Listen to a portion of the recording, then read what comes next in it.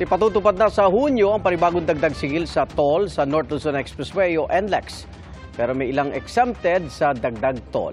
Saksi si Jamie Santos.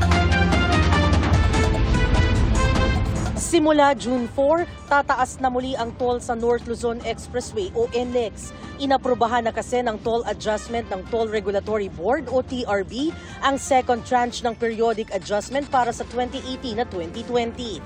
Ang unang bahagi ay ipinatupad na noong June 2023. Sa inaprubahang bagong toll hike, karagdagang 5 piso sa Class 1 sa open system o yung magmumula sa Balintawak hanggang sa Marilao, Bulacan.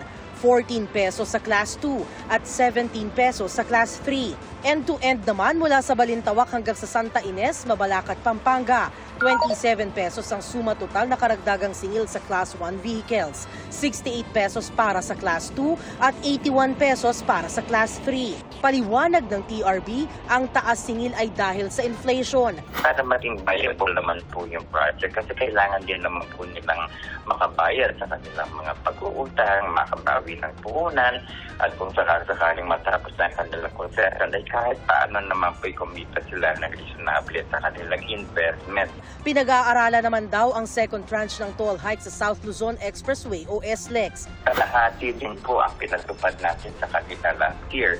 Yung pong pangalawang bahagi ay humingi po sila ng kahintulot na kolektahin na rin. Subalit under process pa po yung kanilang healing na yan.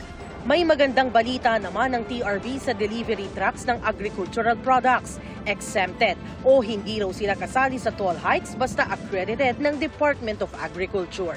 Magpa-register na po kayo sa Department of Agriculture at after that, accredited na po kayo. Makipag-ugnayan kayo sa AutoSip and Easy Trip. Nang sa ganun ay ma-enroll kayo dito sa toll-free rebate program.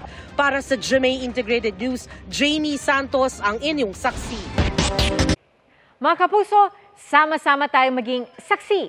Mag-subscribe sa GMA Integrated News sa YouTube at para sa mga kapuso abroad, samahan niyo kami sa GMA Pinoy TV at sa www.gmanews.tv.